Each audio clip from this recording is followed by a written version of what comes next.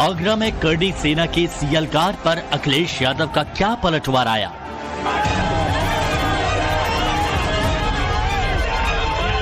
राणा सांगा पर हो रहे इस रार को क्यों 2027 के चुनाव से जोड़ा जा रहा है? क्या करनी सेना की ये चढ़ाई 27 की सियासी लड़ाई बनने वाली है? माफी की मांग को लेकर करनी सेना का ये तकरार क्या ठाकुर वर्सेस दलित होने जा रहा है? ये कोई सेना नहीं है, ये भारतीय जनता पार्टी की सेना है। यलगार, तकरार और इन सियासी आर पार से जुड़े सभी सवालों के जवाब तर्कों के साथ मिलेंगे, लेकिन उससे पहले आज आगरा में क्या क्या हुआ उसे देखिए।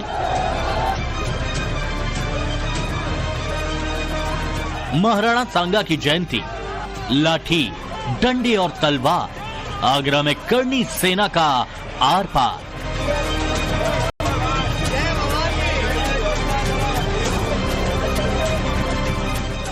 सैकड़ों कैमरों के सामने करनी सेना के कार्यकर्ता और पुलिस वाले आमने सामने आ गए।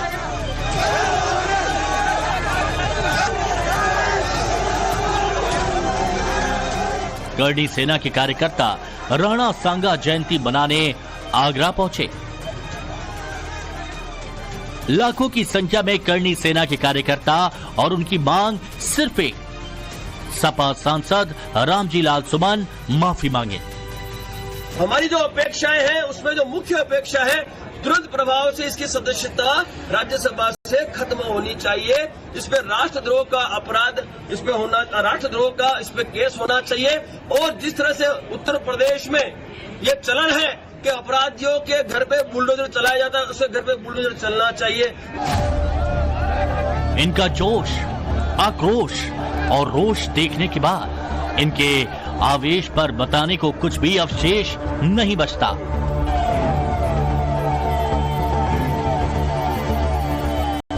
इस प्रचंड प्रदर्शन को नाम दिया गया रक्त स्वाभिमान सम्मेलन। करनी सेना के ये कार्यकर्ता आगरा के गड़ी रामी में 50 बीघे के पंडाल में जमा हुए। पुलिस भी ऑन द स्पॉट थी। खाकी को देख करनी सेना के कार्यकर्ता भड़क गए।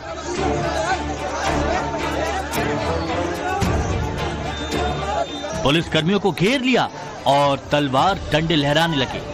हालात बिगड़ते देख पुलिस को मौके से बाहर जाना पड़ा। हालांकि अगर लठ इधर भी तैयार थे तो पुलिस ने भी लठ की तैयारी करके रखी थी।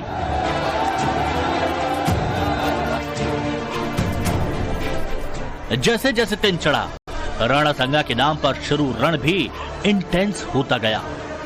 अरे मन में ये गुस्सा है कि हमारे पूर्वजों के खिलाफ अगर कोई अपशब्द कहेगा, हम उसके लिए जी जान से खड़े हुए हैं और उनको मुंह तोड़ जवाब देंगे। खुद मरने मानने के लिए तैयार है, अपने पूर्वजों पर आंच नहीं आने देंगे।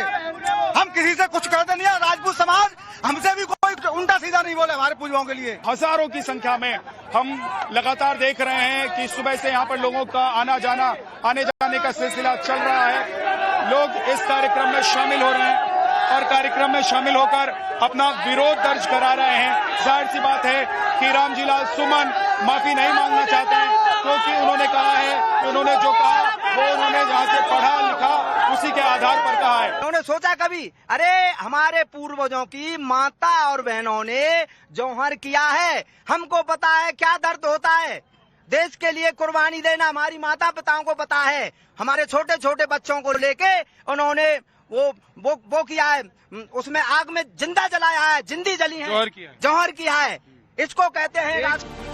करनी सेना के लाखों कार्यकर्ताओं के निशाने पर अखिलेश यादव के सांसद रामजी लाल सुमन थे। राणा सांगा को लेकर दिया गया उनका गद्दार वाला बयान था। करनी सेना की मांग है कि सांसद रामजी लाल सुमन माफी मांगे और सांसद कह रहे हैं कि हमने कुछ गलत बोला ही नहीं, तो माफी किस बात की? मैंने किसी जाति की बात की, न वर्ग विशेष की बात की, न किसी धर्म की बात की। मैंने जो बयान दिया था राज्यसभा में, सभापति जी ने उसे आपत्तिजनक मान करके संसद की कार्यवाही से निकाल दिया था और मैं समझता हूँ कोई मुद्दा बाकी नहीं रह जाता है। आप माफी मांग लीजिए फिर। काहे के लिए? आपने जो राणा सांगा के लिए कहा, जिसको आपने कहा कि विवादित समझकर राज्यसभा में सभापति ने बाहर निकाल दिया, मुझे जितना कहना था मैं कह चुका हूँ। उन चीजों की मैं पुनरावृत्ति नहीं करना चाहता। आप देश को कौन सा इतिहास पढ़ाना चाहते हैं? ऐसा है, मेरे पिताजी ने तो इतिहासकार थे, न मैं इतिहासकार हूं। हमने थोड़ा बहुत जो पढ़ा वो कह दिया था, उसका ऐतिहासिक संदर्भ है और उसे कहीं भी पढ़ा जा सकता है। शाम के 5 बजे और करनी सेना के कार्यकर्ता सपा सांसद के घर की ओर कूच करने लगे। करनी सेना के आक्रोशित कार्यकर्ता आगे बढ़ने की कोशिश में थे और पुलिस उनको रोकने में। देखिए कितनी बड़ी संख्या है लोगों की जो यहाँ इस सम्मेलन में पहुंचे हैं भाग लेने के लिए, और यही कारण है कि मंच पे चढ़ने को लेकर जो लोग हैं वो उत्साहित है और मंच के सामने आने के लिए लोग उत्साहित हैं। और यही कारण है कि देखिए कितनी बड़ी संख्या में जो भीड़ है वो मंच पे और मंच के सामने जुट गई है।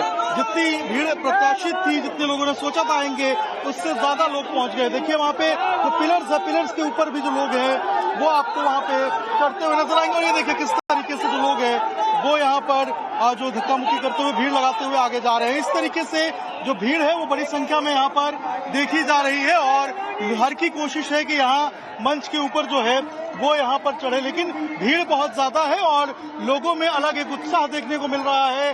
करनी सेना का कार्यक्रम चल रहा है और देखिए किस तरीके से जो लोग हैं वो यहाँ पर स्पीच सुनने के लिए जो पिलर्स है वहां भी चढ़े हुए आपको नजर आएंगे। देखिए किस तरीके से जो पिलर है, पिलर के ऊपर चढ़ चुके हैं और देखिए वहां पे उस पिलर के ऊपर भी जो लोग हैं वो वहां पे आपको चढ़े हुए नजर आएंगे। हर पिलर के ऊपर आपको लोग नजर आएंगे और इसी तरीके से खतरे में अपने आप को डालकर यहाँ पर देखिए जो लोग हैं वो यहाँ कार्यक्रम में पार्टिसिपेट कर रहे हैं। और मंच पे चढ़ने को लेकर जो लोग हैं वो यहाँ पर धक्का मुक्की करते हुए नजर आ रहे हैं और नीचे भी जो जगह है वहां भी आज धक्का मुक्की है। पूरे दिन आगरा में करनी सेना का प्रदर्शन चलता रहा। पूरे दिन सपा सांसद रामजी सुमन घर पर ही रहे। उनकी आवाज को छावनी में तब्दील कर दिया गया था। सांसद के घर के आसपास 1000 पुलिस जवानों को तैनात किया गया था। 1 किलोमीटर तक के इलाके को पुलिस ने सील कर रखा था। मेटल डिटेक्टर लगाए गए थे। यहां तक कि सपा सांसद ने भी अपनी पर्सनल सिक्योरिटी में 10 बाउंसर तैनात कर रखे। तो ये देखिए पूरा फ्लाईओवर जो है ये यहाँ पर पैक कर दिया गया है, ये पूरा जाम है और नीचे का जो रास्ता है इसको भी देखिए पूरे तरीके से जाम कर दिया गया है। ये वापस जो है वो घुसना चाहते थे आगरा शहर के अंदर, लेकिन पुलिस ने साफ तौर पे मना किया था। ट्रिपल लेयर की जो बैरिकेडिंग है वो की गई थी। यही कारण है कि आगरा शहर के अंदर जो लोग हैं वो नहीं घुस पाए थे और यही कारण है कि अब धीरे धीरे करके लोगों को जो है तितर बितर करने की कोशिश की जा रही है। लेकिन भीड़ बहुत ज्यादा है, लोग बहुत ज्यादा है। बीच का जो ये हाईवे का अगर आप देखेंगे, आप हाईवे की बैरिकेडिंग है, इसके ऊपर भी लोग आपको चढ़े हुए नजर आएंगे और सामने फ्लाईओवर देखिए, फ्लाईओवर में कितनी बड़ी संख्या में जो लोग हैं वो आपको नजर आएंगे। सामने की तस्वीरें देखिए, ये फ्लाईओवर की तस्वीर है और यहाँ आपको बड़ी संख्या में जो लोग हैं वो यहाँ पर खड़े हुए नजर आएंगे। पूरा का पूरा फ्लाईओवर यहाँ पर जाम कर दिया गया है और अब पुलिस की जो एक चुनौती भी हम कहेंगे, RRF की टीम भी यहाँ मौजूद है और कोशिश है कि जल्द से जल्द इस जाम को यहाँ से हटाया जाए, खुलवाया जाए और जो लोग हैं उनको यहाँ से आगे बढ़ाया जाए। लेकिन अभी जो कंडीशन है देखिए, लोग हाथ में डंडा तलवार लेकर देखिए नारेबाजी कर रहे हैं। देखिए फ्लाईओवर के ऊपर जो नारेबाजी है वो यहाँ पर की जा रही है। देखिए हाथ गाड़ी के ऊपर खड़े होकर यहाँ पर जो नारेबाजी है वो लगातार किया जा रहा है। माना जा रहा है कि इस बहाने ठाकुर समुदाय के लोग अपनी सियासी ताकत का एहसास करा रहे हैं। लेकिन इसी क्रम में यूपी की सियासत गर्म है। दावा किया जा रहा है कि इसी बहाने 2027 की सियासी एजेंडा सेट किया जाने लगा है। इन्होंने जो बयान दिया है, टिप्पणी दी है, इनका बयान अगर संसद से डिलीट हो गया है, हम ये चाह रहे हैं सपा भी इनको डिलीट करे, रामजीलाल सुमन को अपने पार्टी से करे और उनकी सदस्यता से राष्ट्रपति और उपराष्ट्रपति हैं जो अध्यक्ष महोदय हैं उनको भी यहाँ से डिलीट किया जाए। और एक ही आरोप लगा रहे हैं कि साहब करनी सेना पे हाथ जो है बीजेपी का हाथ है, प्रशासन का हाथ है। साहब हमारे ऊपर हमारी कुलदेवी मां करनी का हाथ है और किसी का हाथ नहीं है। सरकार से जब भी हमने डंका लिया है, सरकार से हमने जब भी डंका लिया है, बीजेपी से लिया है और कांग्रेस से भी लिया है, हमारे ऊपर किसी का हाथ नहीं है। इतिहास में लिखा है कि महाराणा सांगा के परिवार ने बप्पा रावल से वो रीजन हुआ है, उसमें उनको गद्दार कहा गया है। मैं इस बात का जवाब करनी सेना इस बात का जवाब वो नहीं दे पाएंगे, क्योंकि नहीं दे पाएंगे तो फिर आप पुष्ट जानकारी क्यों दे रहे हैं वो, जब इतिहास उन्होंने पढ़ा ही नहीं। क्योंकि उन्होंने बाबर नामा पढ़ा है। बाबर नामे से कोई मतलब नहीं, बहुत इतिहासकारों ने अलग अलग लिखा है, टाइम टू टाइम, कई अंग्रेजों ने भी लिखा है। महात्मा गांधी के बाद इंग्लैंड जो खुद राणा सांगा के जो बुलेटिन्स थे, जो रोज लिखे जाते थे, उसमें जिक्र है कि कैसे पत्राचार हुआ, कैसे बाबर ने पत्र लिखा था राणा सांगा को कि भाई हम इधर से हमला करेंगे, आप उधर से हमला कीजिए। लेकिन राणा सांगा ने ऐसा नहीं होने दिया, क्योंकि उनको पता था कि जितनी बड़ी सेना उनकी थी उतनी बड़ी सेना हिंदुस्तान में तो छोड़ दीजिए बाबर के पास भी नहीं थी। और इब्राहिम लोदी को हराने के लिए राणा सांगा को बाबर की जरूरत थी क्या? नहीं, कोई जरूरत नहीं थी। कोई जरूरत नहीं थी। न उनने बुलाया, वो तो पंजाब के गवर्नर ने उनको बुलाया था। ये अपुष्ट जानकारी है। वही तो मैं कहता हूँ, अधकचरी जानकारी लेके आप एक लोकतंत्र के मंदिर में खड़े होकर एक महापुरुष के लिए अपशब्द कह रहे हैं, उनकी कौम को गद्दार कह रहे हैं। क्या एक कौम गद्दार हो सकती है? यूपी की राजनीति पर नजर रखने वालों का मानना है कि राणा सांगा कंट्रोवर्सी का असर 2027 में होने वाले विधानसभा चुनावों पर भी पड़ने वाला है। और यही वजह है जो समाजवादी पार्टी के मुखिया अखिलेश यादव इस मुद्दे पर सुपर डुपर एक्टिव हैं। पूरा भरोसा है कि प्रशासन रामविलास सुमन जी के सम्मान और रामविलास सुमन जी के ऊपर किसी तरह का अपमान का व्यवहार नहीं कर पाएंगे। और अगर अभी भी सरकार ने खुली छूट दे रखी है तो सरकार इसके लिए जिम्मेदार है। सरकार ही इसके लिए जिम्मेदार है। ये कोई सेना नहीं है, ये भारतीय जनता पार्टी की सेना है। अखिलेश यादव करनी सेना को हिटलरी जत्था करार दे चुके हैं। वहीं इस प्रकरण को सीधे सीधे मुख्यमंत्री योगी आदित्यनाथ से जोड़ चुके हैं। अखिलेश पहले ही कह चुके हैं कि करनी सेना की तरफ से अगर किसी घटना को अंजाम दिया जाता है या फिर रामजीलाल सुमन पर कुछ होता है तो इसके लिए मुख्यमंत्री योगी आदित्यनाथ खुद जिम्मेदार होंगे। अब सवाल है, पीडीए के तहत दलितों को साधने में लगे अखिलेश यादव को क्या इसी बहाने बीजेपी से आर पार करने का मुद्दा मिल गया है? या यही वजह है कि इस मामले को समाजवादी पार्टी दलित स्वाभिमान से जोड़कर दलित बनाम ठाकुर का सियासी रंग देने में जुटी है?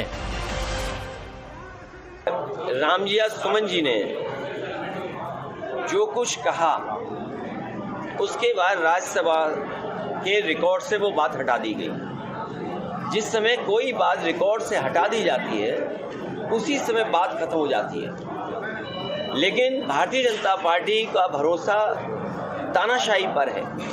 हिटलर ने कभी ट्रूपर्स बनाए थे, अपने पॉलिटिकल वर्कर्स को पुलिस की वर्दी पहना करके वो जो चाहता था वो हिटलर करवाता था। आगरा में रक्त स्वाभिमान सम्मेलन करने वाली करनी सेना की ओर से मांग कि राणा सांगा और हिंदुओं को अपमानित करने वाले अखिलेश के सांसद रामजी सुमन माफी मांगे। माफी नहीं मांगते हैं तो उनकी संसद सदस्यता समाप्त की जाए। वो तो ये भी मांग कर रहे हैं कि अखिलेश यादव रामजी सुमन जैसे नेता को अपनी पार्टी से ही बाहर कर दें। हालांकि न तो रामजी सुमन माफी मांगने के मूड में हैं और न ही अखिलेश यादव उन पर कोई एक्शन लेने के, बल्कि अखिलेश यादव तो ये तक कह रहे हैं कि ये बात ही खत्म हो गई है। वो करनी सेना के बहाने योगी आदित्यनाथ पर हमला कर रहे हैं। रामविलास सुमन जी के साथ घटना हुई है, निंदनीय है, दुखद है। एक दलित सांसद जो बहुत ही अनुभवी हैं, बहुत सीनियर हैं, उनके घर पर तब अटैक होना जब मुख्यमंत्री वहीं पर हैं। इसका मतलब मुख्यमंत्री की सहमति से हुआ है।